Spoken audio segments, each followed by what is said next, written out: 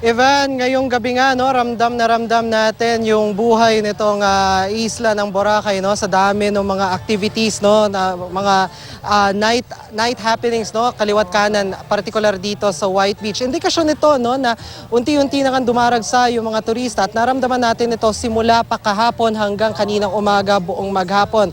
Katunayan sa tansya nga ng mga otoridad, no, paunang tansya nila ay aabot sa 50,000 turista ang inaasahang daragsa dito ngayong Semana Santa.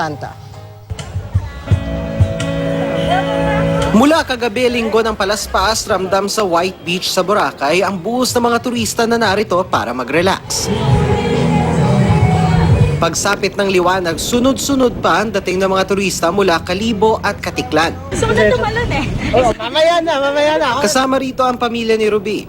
Pag sobrang daming tao, lalo na may dala akong bata, syempre kawawa naman yung bata kung magdadala ka kapag ganun karami ang taong dadagsa. Ayon sa Boracay Tourist Assistance Center, dumarami ang mga nagbabakasyon sa Boracay dahil na rin sa kampanya ng Department of Tourism. Mula 45,000 tourist arrivals noong Semana Santa 2015, inaasahang tataas ang tourist arrivals ngayong taon sa 50,000. Nag-ikot na kanina ang pulis aklan sa mga estasyon sa isla.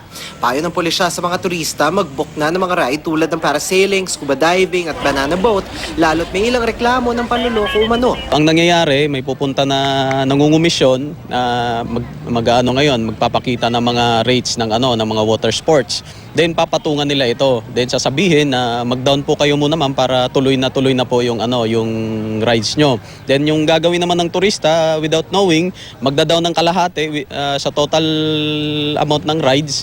Then, ang mangyayari, hindi nasisiputin itong nangungumisyon. Bukod sa mas mahigpit na pagbabantay, may mga tourist assistance desk din na nakakalat sa buong beachfront para agad maaksyonan ang anumang reklamo.